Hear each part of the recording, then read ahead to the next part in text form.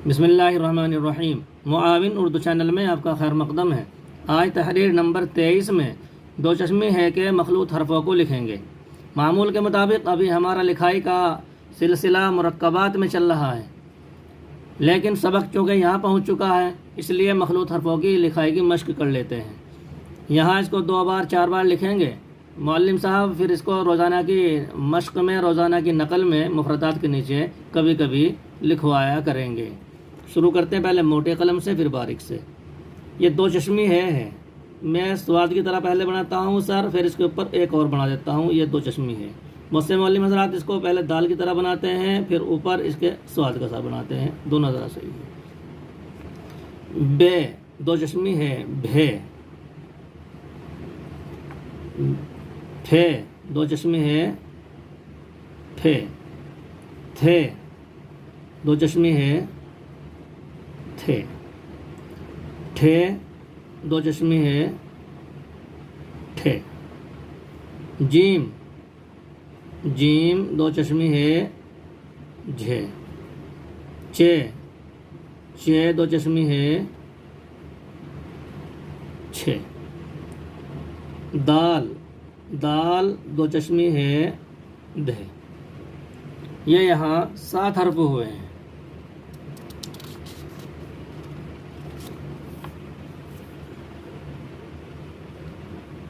इसके नीचे पेन से भी लिख देते हैं। भे फे थे ठे झे छे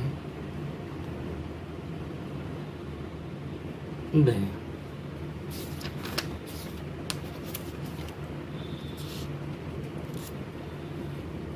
इनको पूरा कर लेते हैं। आगे लिखते हैं हम ढे। डाल दो चश्मी है। ढे अड़े अड़े दो चश्मी है। अढ़े। इसकी आवाज़ बारीक होगी, इसकी आवाज़ थोड़ी मोटी होगी। काप दो चश्मी है। खे गाप दो चश्मी है। घे लाम दो चश्मी है। ले मीम मीम दो चश्मी है। म्हे नून नून दो चश्मी है। न्हे। ये वहाँ हमने 7 हर्फ लिखे और 7 ही हर्फ हमारे यहाँ आ गए। ये 14 कुल 14 हर्फ होते हैं।